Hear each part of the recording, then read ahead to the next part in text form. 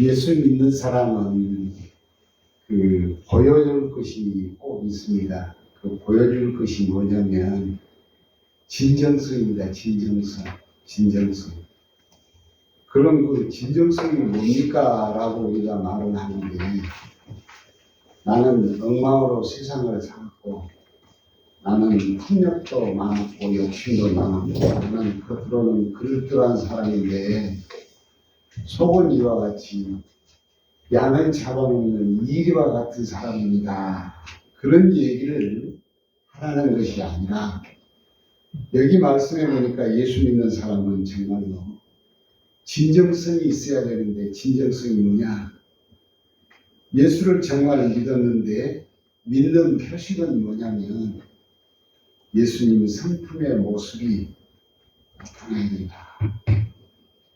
예수님의 성품의 모습이 우리 몸속에 이렇게 배어가지고 나타나야 돼요. 어쩌면 꼭 예수님 닮은 것 같아요. 그럴 때 바로 진정성이라 그럽니다. 진정성.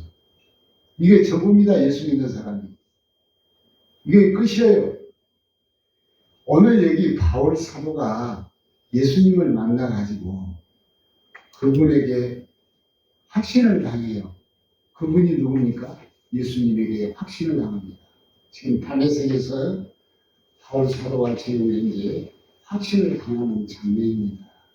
어떻게 장면이 확신을 당하냐면 그의 영혼이 예수님에게 침노를 당해요. 그의 영혼이.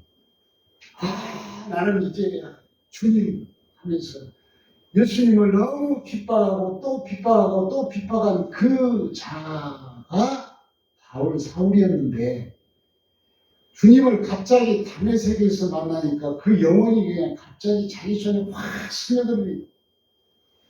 그래서 그 인격이 침노를 당해가지고 변화가 오는 거예요. 어떤 학자들은 예수님이 승천하시고 나서, 예수님이 이제 하늘로 승천하시고 나서 9년 후에 이 사건이 있었을 것이다. 아니면 10년 후에 이런 일이 있었을 것이다.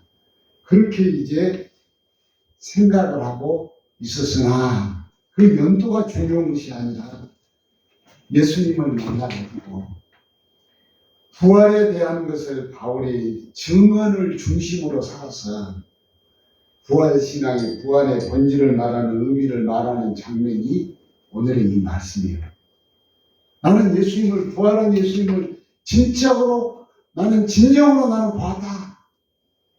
그래서 바울이 전할 복음의 핵심은 예수님의 죽음과 사흘 만에 부활하신 그 예수님, 그 장면을 목격한 예수님의 12 제자들을 통하여서 이 사실을 밝혀요. 이 사실을 밝힌 것이 오늘 읽어드린 고린도전서 15장 1절에서 8절의 내용이고, 그 다음에 8절 이후에서 19절까지 내용에 보면은 뭐냐면, 만약에 우리가 부활이 없다고 한다면 예수 믿는 것은 다 거짓이다. 부활이 없다고 한다면 예수 믿는 것은 다 헛되다고 하는 말씀입니다. 여기 보니까 고린도전서 15장은 우리 한번 다 읽어보겠습니다. 예수 그리스도의 부활과 죽는 자의 부활에 대한 사도 바울 증언을 중심으로 부활신앙의 본질과 의미를 강조하는 장입니다. 그렇게 나왔어요. 이 15장은. 그런데 주요 내용을 요약해 보면 뭐냐면 1절과 8절에 대한 것은 부활에 대한 것을 말하고, 그 다음에 나머지 19절까지는 이 부활이 만약에 사람이 없다고 한다면 교회 자체는 다 거짓이다. 전 세계 교회, 지금까지 수천 년 믿어왔던 세계 어마어마한 그 인구가 거짓 예수, 거짓 교회를 다 믿는 것이다. 다 거짓이라는 거예요. 그것을 지금 현재 말하고 있는 것이 오늘 15장 19절에 쭉 계속해서 나오는 겁니다. 그러니까 바울 사도는 다메섹에서 예수님을 핍박하다가 예수를 만나고 나서 전적으로 부활에 대한 것을 창세기서부터 고린도 전서까지 계속 지금까지 있었던 것이 부활이다. 만약에 부활이 없다고 한다면, 예수 믿는 부활이 없다면 교회도 다 이거 헛것이요. 예수 믿는 성경도 다 이거 헛것입니다. 수천 년 동안, 6천 년 동안에 믿어왔던 이 모든 것이 다 헛것이란 거예요. 그것을 지금 바울 사도가 밝히면서 말을 하면서 거짓 증언에 대한 것을 말을 합니다. 그런데 예수를 믿는 사람은 예수님의 부활의 영이 내 영혼 속에 머물러 있어요. 머물러 있습니다. 그냥 나는 예수를 믿습니다. 그래서 믿는 것이 아니고 부활의 영이 내 영혼 속에 머물러 있어요. 희미하게나 어떤 사람은 확실하게. 그 머물러 있는 것을 예수 믿는 것이라고 합니다. 오늘 나오시는 우리 산중빌라의 언니와 동생도 예수님의 부활의 영이 영혼 속에 머물러 있어요. 그러니까 교회 나온 겁니다. 아멘. 언니는 더 확신이 있으니까 이렇게 동생을 교회 나오라고 그래 애가 타요. 몸서리 탑니다. 그 확신이 있으니까 그리스도의 영이 그 영혼 속에 머물러 있으니까 우리 여러분들도 그 그리스도의 영이 머물러 있으니까 오늘 교회 올라오고 그 애가 탑니다. 애가 타요. 우리 권사님들 애가 탑니다. 우리 선교사님 모든 분들이 애가 타고 있어. 우리 교회 한 사람이라도 더 오면 어떻게 할까? 그리스도의 영이 머물러 있으니까. 그렇게 머물고 있다는 성품이, 그 성품이 그 몸에서, 그 영혼에서 나온다는 겁니다. 그것이 오늘 말씀의 요지예요. 그래서 그의 성품이 나오고 그리스도의 성품이 닮은 것이 그 여정을 보여주는 것이 변화라 그럽니다. 보여주는 것이. 어제와 오늘이 달라졌었어요. 오늘 내가 교회를 다 왔는데 내일 보니까 헛 달라졌네? 그럴 수는 없어요. 6개월 지나고 나면 조금 뭔가 달라질 수가 있어. 1년 지나면 조금 달라질 수가 있어. 5년이 지나고 10년이 지나면 달라질 수가 있습니다. 일평생 살아온 사람은 달라질 수가 있어요. 그렇게 달라질 수가 있습니다. 달라질 수가 있는데 어떤 사람은 진정성이 없는 사람이 있어요. 그 사람은 왜 그러냐? 예수 믿는 영이 있는 사람은 실패도 하고 좌절도 하고 넘어지기도 해요. 그런데 아직 그 사람은 거기밖에 안 온 거예요. 거기밖에 성장이 안 왔던 사람입니다. 거기밖에 지금 현재 안 왔습니다. 그렇지만은 진정 그리스도의 영이, 부활의 영이 있는 사람은 포기하지 않아요. 절대 포기하지 않습니다. 네. 오늘도 가고 내일도 가고 또 올라가고 또 잘하고 또 잘해요. 계속 잘합니다. 그 잘하는 것이 바로 성장이라고도 말할 수가 있고 예수 믿는 실력이라고 말할 수가 있어요. 어떤 젊은 장로가 건물을 한 400평을 크게 짓고 있어요. 돈이 모자라요.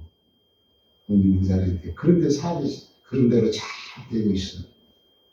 그래서 내가 이제 친하니까 물어봤습니다.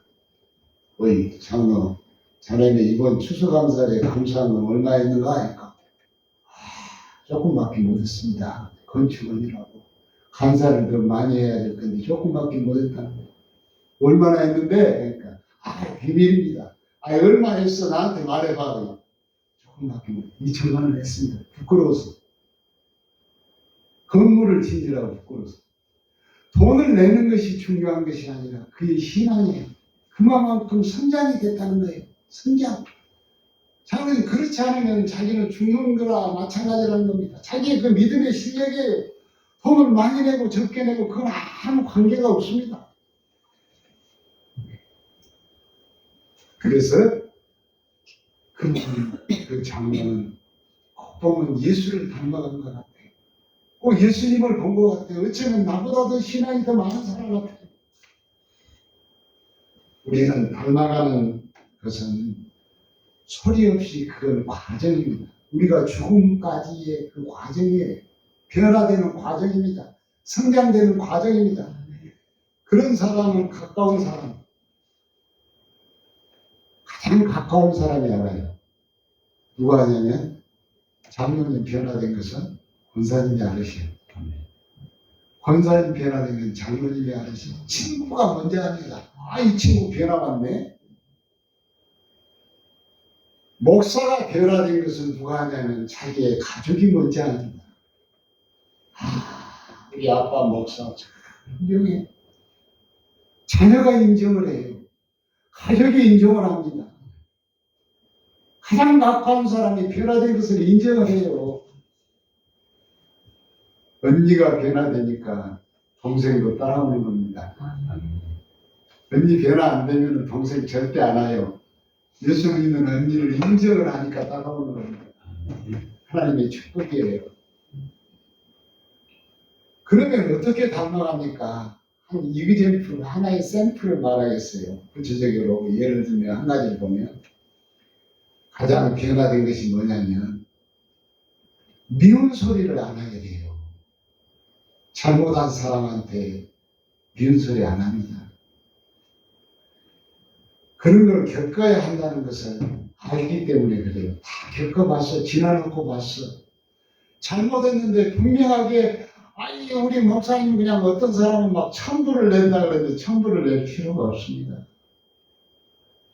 지나놓고 보면은 그러다가 넘어지다 보면 일어납니다. 우리 홍수님도 그러다가 보면 일어나요. 변화가 옵니다. 예, 변화가 옵니다. 선교사님 변화가 와요. 예, 변화가 옵니다. 기다릴 수 있어야 돼요. 그러면 도와줄 수 있습니다. 뭘 도와줄 수 있느냐면 우리가 도와줄 수 있는 것은 첫째는 기도밖에 없어요. 기도로 도와줍니다. 하나님 앞에 알아야 합니다. 기도를 해야 돼요. 그러면서 그 사람한테는 야 나가 너를 위해서 기도했으니까 너는 이렇게 일어날 것이다. 그런 말도 할 필요 없어요. 괜찮아. 주님이 함께 할 것이야. 괜찮아. 일어나라. 괜찮아. 토닥거려줘야 돼. 안아줘야 돼요. 상처를 어루만져줘야 합니다. 그 마음을 어루만져줘야 돼요. 그것을 가지고 변화라고 합니다. 예수 믿는 사람이 그리스도의 영에서 변화가 온다는 겁니다. 이렇게 첫째는 변화가 와요. 미운 소리를 안 하게 되고 허용하게 되고 안아주게 된다는 겁니다. 그런 변화가 예수 믿는 사람이 첫째와 그 예수님의 마음이에요. 만약에 예수님이 나한테 죄 지었다고 하면 하나님이 죄 지었다면 벌써 나는 무덤 속에 땅 속에 있어요. 벼락 맞아가지고. 그런데 주님이 괜찮아. 실수할 수 있어. 잘못할 수 있어. 죄 지을 수 있어. 그럴 수 있어. 일어나. 함께 가자. 토닥거려줘요. 어루만져줍니다. 그것이 바로 변화라는 겁니다. 변화. 미운 소리를 하는데 수용할 수 있습니다. 변화가 없는 사람은 무슨 말을 한마디 하면 500마디 해버려요. 100마디 해본 사람이 있어. 그런 사람은 아직 변화가 오지 않습니다. 반박하지 않고 끌어안는다고 해요. 내뱉지 마시고 끌어안으세요. 그게 바로 주님의 성품입니다. 오늘 그것이 변화되는 한 가지 요점이에요. 들어보면은 그것이 바로 신앙의 어른이요, 신앙의 실력 있는 사람이요, 신앙이 성장하는 사람이라 그런 겁니다. 부활의 영이 머무는 사람. 그럼 교회 다녀도 변화가 없는 사람은 어쩌니까? 예수 잘 믿는다고 떠드는 사람, 성경 많이 한다고 엄청 떠드는 사람 있어요. 엄청나게 떠드는 사람. 그런 사람은 변화가 보이지를 않아요. 예수님의 성품이 보이지를 않아요. 교회 와서도 맨날 지적질만 해요. 또 지적질하고 또 지적질. 지적질은 말 들어요, 안 들어요? 안 듣습니다. 감싸줘야 돼요. 감싸줘야 돼요. 지적질하면 변화가 잘 안 와요.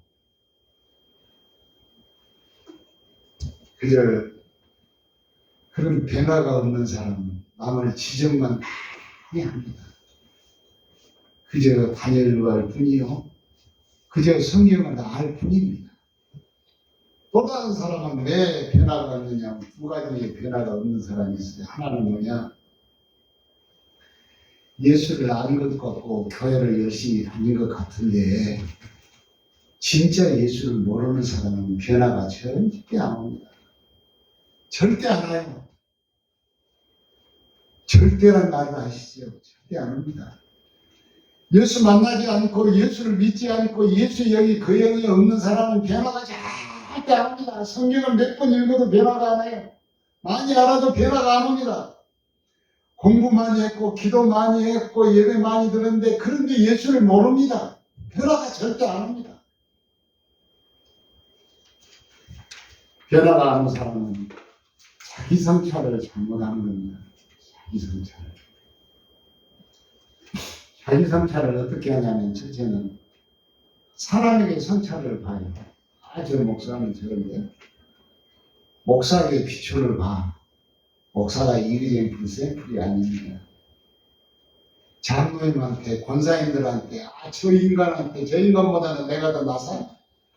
저 인간보다는 내가 예수를 더 잘 믿어?